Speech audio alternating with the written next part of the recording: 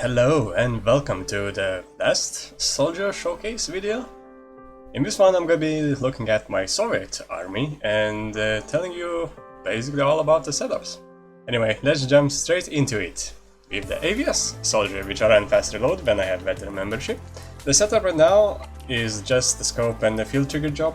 The reason why I don't run the slow rate of fire bullet build is because I noticed that some guys were arguing about it and I basically just trying out new builds. The difference between this one and the slow rate of fire barrel, scope and bullet build is that the slower rate of fire build basically is better at tapping, but this build, the trigger build, is a lot better at spraying, and I mean a lot better. So essentially that is the reason why I run it right now.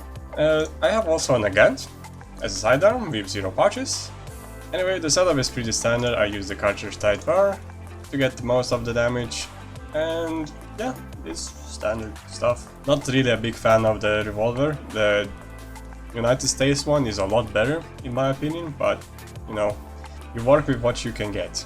The PPS mining character, which I use dynamite lower when I have veteran membership. The build is literally the same as in the guide. Nothing basically changed. I don't feel like I need to, and also I need credits, so yeah. Moving on to another second AVS character. I run the bullet with it only, and you might be weirded out by that because usually you would get field adjusted sights, but well, I'm saving credits and actually field adjusted sights has a little bit more recoil, and I feel like I'm a little bit more consistent without them.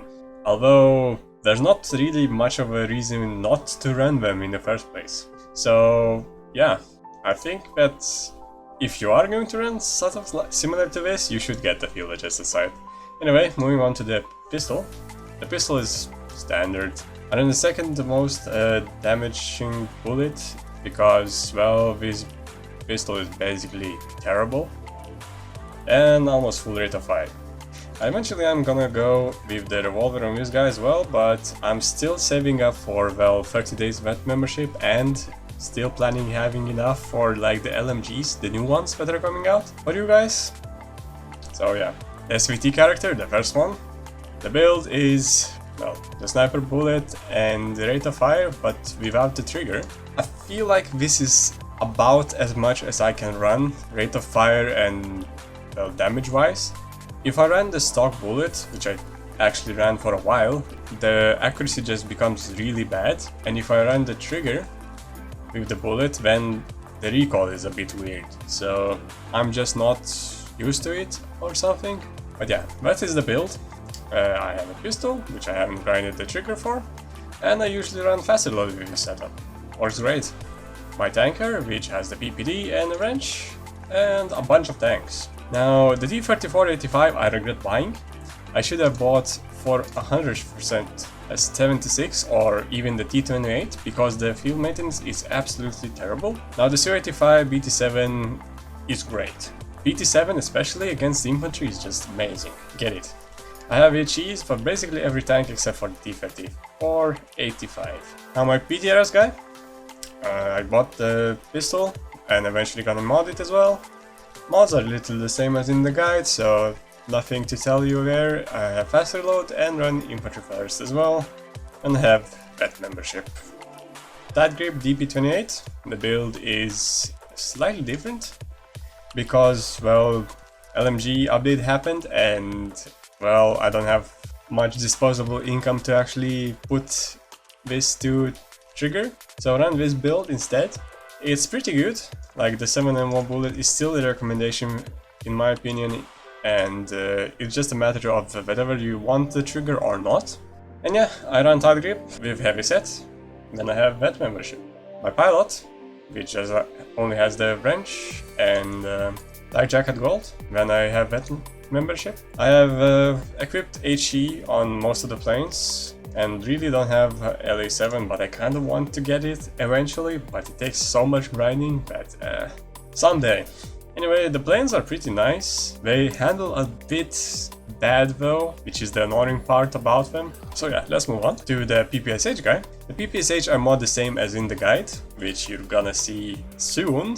It's the standard SMG build, and I pretty much feel like it's the best. As long as you don't have like amazing amounts of credits which you want to spend on repair costs, essentially. And I'm also in the guide, which is the standard build, which goes for the most damage possible to one-shot heavyset bronze. I run heavyset with this build when I have vet membership, my para, which ran the SVT40. The build is the same as the earlier guy, and yeah, I still kinda need to grind it. And the last guy, which is aptly named guy, which eventually is gonna get the Unpolymate, and maybe I'll rename the character a little bit because I forgot that bazookas is no longer available to the Soviets. Anyway, the reason why I have TM35s and not PTRD is because it's significantly cheaper to buy out the ribbon, get the TM35s,